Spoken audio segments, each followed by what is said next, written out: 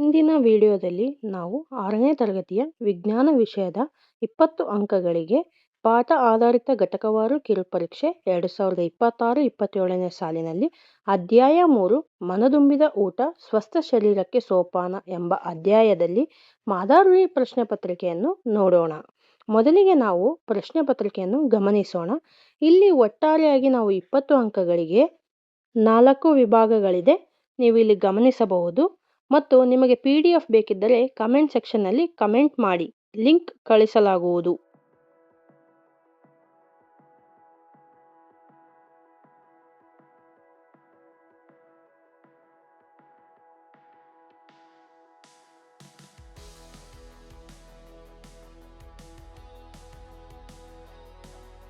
ಇನ್ನಷ್ಟು ವಿಡಿಯೋಗಳಿಗಾಗಿ ನಮ್ಮ ಚಾನಲ್ಗೆ ಲೈಕ್ ಮಾಡಿ, ಶೇರ್ ಮಾಡಿ ಮತ್ತು ಸಬ್ಸ್ಕ್ರೈಬ್ ಮಾಡುವುದನ್ನು ಮರೆಯಬೇಡಿ. ಬೆಲ್ ಐಕಾನ್ ಅನ್ನು ಒತ್ತಿರಿ. ನಾವು ಈಗ ಮಾದರಿ ಪ್ರಶ್ನೆ ಪತ್ರಿಕೆಯ ಕೀ ಉತ್ತರಗಳನ್ನು ನೋಡೋಣ. 1ನೇ ವಿಭಾಗ, ಖಾಲಿ ಬಿಟ್ಟಿರುವ ಜಾಗಗಳನ್ನು ಸೂಕ್ತ ಉತ್ತರಗಳಿಂದ ಭರ್ತಿ ಮಾಡಿ. ಇಲ್ಲಿ 1 ಅಂಕದ ಪ್ರಶ್ನೆ, 4 ಇವೆ, 4 ಅಂಕಗಳಿಗೆ. 1ನೇ ಪ್ರಶ್ನೆ, ನಮ್ಮ ದೇಶದ ಎಲ್ಲ ಭಾಗಗಳಲ್ಲಿ ಸಾಮಾನ್ಯವಾಗಿ ಸೇವಿಸುವ ಆಹಾರ ಪದ್ಧತಿ ಯಾವುದು ಎಂದು ಕೇಳಿದ್ದಾರೆ. ನಮ್ಮ ದೇಶದಲ್ಲಿ ನಾವು ಸಾಮಾನ್ಯವಾಗಿ ಬಳಸುವುದು ಅನ್ನವನ್ನು, ಅಕ್ಕಿ.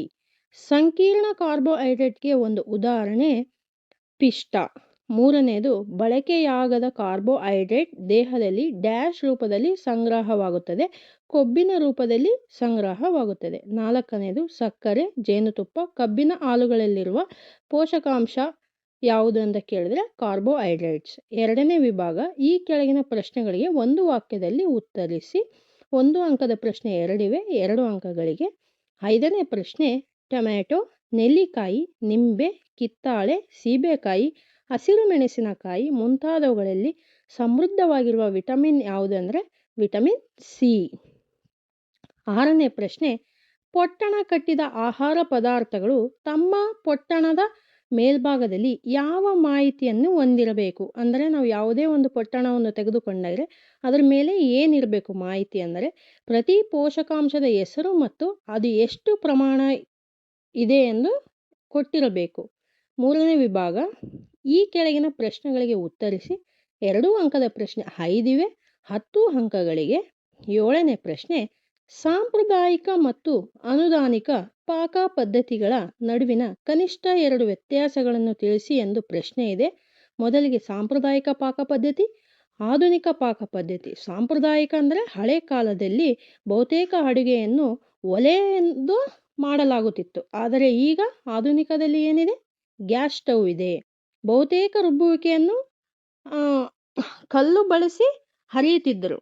ಈಗ ವಿದ್ಯುತ್ ಗ್ರೈಂಡರ್ ಅಥವಾ ರುಬ್ಬುವ ಕಾರ್ಯವನ್ನು ಮಿಕ್ಸರಿಂದ ಮಾಡಲಾಗುತ್ತಿದೆ. 8ನೇ ಪ್ರಶ್ನೆ, ನಾರು ಪದಾರ್ಥಗಳ ಯಾವುದಾದರೂ 4 ಉತ್ತಮ ಆಹಾರಗಳನ್ನು ಪಟ್ಟಿ ಮಾಡಿ. ಉತ್ತರ, ನಾರು ಇರ್ತಕ್ಕಂಥ ಪದಾರ್ಥಗಳು ಅಂದರೆ ಫೈಬರ್ ಇರಬೇಕು. ತಾಜಾ ಹಣ್ಣುಗಳಲ್ಲಿ, ಧಾನ್ಯಗಳು, ದ್ವಿಧಾನ್ಯಗಳು, ಬೀಜಗಳು, ಹಸಿರು ತರಕಾರಿಗಳಲ್ಲಿ ನಾರು ಪದಾರ್ಥ ಉತ್ತಮ ಆಹಾರವಾಗಿದೆ. ವಿಟಮಿನ್ ಎ ಸಮೃದ್ಧವಾಗಿರುವ ಯಾವುದಾದರೂ 4 ಆಹಾರ ಪದಾರ್ಥಗಳನ್ನು ತಿಳಿಸಿ. ವಿಟಮಿನ್ ಎ ಯಲ್ಲಿ ಹೆಚ್ಚು ಇರಬೇಕು. ಪಪ್ಪಾಯಿ ಹಣ್ಣಿನಲ್ಲಿ ಇರುತ್ತೆ, ಕ್ಯಾರೆಟ್, ಮಾವು ಮತ್ತು ಹಾಲಿನಲ್ಲಿ ಹೆಚ್ಚು ವಿಟಮಿನ್ ಎ ಇರುತ್ತೆ. 10ನೇ ಪ್ರಶ್ನೆ, ಅನೇಕ ಜನರು ತಮ್ಮ ತಟ್ಟೆಯಲ್ಲಿನ ಆಹಾರವನ್ನು ಸೇವಿಸದೆ ಬಿಡುವ ಮೂಲಕ ಆಹಾರವನ್ನು ವ್ಯರ್ಥ ಮಾಡುತ್ತಾರೆ. ಇದು ಸರಿಯಾದ ಕ್ರಮ ಅಲ್ಲ. ಈ ಹೇಳಿಕೆಯನ್ನು ಸಮರ್ಥಿಸಿ. ಅನೇಕ ಜನರು ತಟ್ಟೆಯಲ್ಲಿ ಆಹಾರವನ್ನು ವೇಸ್ಟ್ ಮಾಡುತ್ತಾರೆ. ಅದಕ್ಕೆ ನಮ್ಮ ತಟ್ಟೆಗೆ ಆಹಾರ ತಲುಪಲು ನಮ್ಮ ರೈತರು ಹೇಗೆ ಮತ್ತು ಇತರ ಸಮುದಾಯ ಜನರು ಬಳಸಿದ ಸಮಯ ಮತ್ತು ಶ್ರಮ ವ್ಯರ್ಥವಾಗುವುದನ್ನು ತಪ್ಪಿಸಲು ನಾವು ಆಹಾರವನ್ನು ವ್ಯರ್ಥ ಮಾಡಬಾರದು. ಮುಂದಿನ ಪ್ರಶ್ನೆ, ಚಳಿಗಾಲದಲ್ಲಿ ನಮ್ಮ ದೈನಂದಿನ ಸಾಂಪ್ರದಾಯಿಕ ಆಹಾರ ಭಾಗವಾಗಿ ನಾವು ಲಡ್ಡುಗಳನ್ನು ಸೇವಿಸುತ್ತೇವೆ ಏಕೆ? ನಾವು ಚಳಿಗಾಲದಾಗ ಲಡ್ಡು ಅಂದರೆ ಸ್ವೀಟ್ ಐಟಮ್ಸ್ ಜಾಸ್ತಿ ತಿಂತೀವಿ ಏಕೆ ಅಂತ. ಬೆಲ್ಲ, ಒಣ ಹಣ್ಣುಗಳು ಮತ್ತು ಬೀಜಗಳೊಂದಿಗೆ ಕಡಲೆ ಹಿಟ್ಟು, ಗೋಧಿ ಹಿಟ್ಟು ಹಾಗೂ ತುಪ್ಪಗಳನ್ನು ಘಟಕಗಳಾಗಿ ಹೊಂದಿರುವ ಲಡ್ಡು ಕಾರ್ಬೋಹೈಡ್ರೇಟ್ಸ್ ಮತ್ತು ಕೊಬ್ಬುಗಳಿಂದ ಸಮೃದ್ಧವಾಗಿದ್ದು ಚಳಿಗಾಲದಲ್ಲಿ ನಮ್ಮ ದೇಹವನ್ನು ಬೆಚ್ಚಗಿಡಲು ಬೇಕಾದ ಹೆಚ್ಚಿನ ಶಕ್ತಿಯನ್ನು ಉತ್ಪಾದಿಸಲು ನೆರವಾಗುತ್ತದೆ. ಅದಕ್ಕೆ ನಾವೇನು ಮಾಡ್ತೀವಿ, ಚೆನ್ನಾಗಿ ಚಳಿಗಾಲದಲ್ಲಿ ಲಡ್ಡುವನ್ನು ತಿನ್ನುತ್ತೇವೆ. 4ನೇ ವಿಭಾಗ, ಈ ಕೆಳಗಿನ ಪ್ರಶ್ನೆಗೆ ಉತ್ತರಿಸಿ. 12ನೇ ಪ್ರಶ್ನೆ, ಎ. ಶಕ್ತಿ ಒದಗಿಸುವ ಪೋಷಕಾಂಶಗಳು ಕಾರ್ಬೋಹೈಡ್ರೇಟ್ಸ್ ಮತ್ತು ಕೊಬ್ಬುಗಳು. ಬಿ. ದೇಹ ನಿರ್ಮಾಣಕಾರಕ ಪೋಷಕಗಳು ಅಂದರೆ ಪ್ರೋಟೀನ್ ಮತ್ತು ಸಮೃದ್ಧ ಆಹಾರ. ಸಿ. ರಕ್ಷಣಾತ್ಮಕ ಪೋಷಕಗಳು ಜೀವಸತ್ವಗಳು ಮತ್ತು ಖನಿಜಗಳು. ಇಲ್ಲಿ ನಾವು ಮನದುಂಬಿದ ಊಟ ಸ್ವಸ್ಥ ಶರೀರಕ್ಕೆ ಸೋಪಾನ ಎಂಬ ಅಧ್ಯಾಯದ ಬ್ಲೂಪ್ರಿಂಟ್ ಅನ್ನು ಗಮನಿಸಬಹುದು. ಇಲ್ಲಿ ಕಲಿಕೋದ್ದೇಶಗಳು, ಕ್ಲಿಷ್ಟತೆ ಮಟ್ಟ ಮತ್ತು ಪ್ರಶ್ನೆಗಳ ಸ್ವರೂಪ ಹೇಗಿದೆ ಎಂದು ನಾವು ನೋಡಬಹುದು. ಇಲ್ಲಿ 20 ಅಂಕಗಳಿಗೆ ನಾವು ಒಟ್ಟಾರೆಯಾಗಿ ಬ್ಲೂಪ್ರಿಂಟ್ ಅನ್ನು ತಯಾರಿಸಿದ್ದೇವೆ. ಸುಲಭಕ್ಕೆ 45, ಸಾಧಾರಣಕ್ಕೆ 25, ಕಠಿಣಕ್ಕೆ 30. ಇಲ್ಲಿ ಬಿಡಿಸಿ ಬರೆಯ ತುಂಬಿರಿ ಮತ್ತು ಅತಿ ಸಣ್ಣ ಉತ್ತರ, ಕಿರು ಉತ್ತರ ಮತ್ತು ದೀರ್ಘ ಉತ್ತರ ಒಟ್ಟಾರೆಯಾಗಿ ನಾವು 20 ಅಂಕಗಳಿಗೆ ನೀಡಿದ್ದೇವೆ.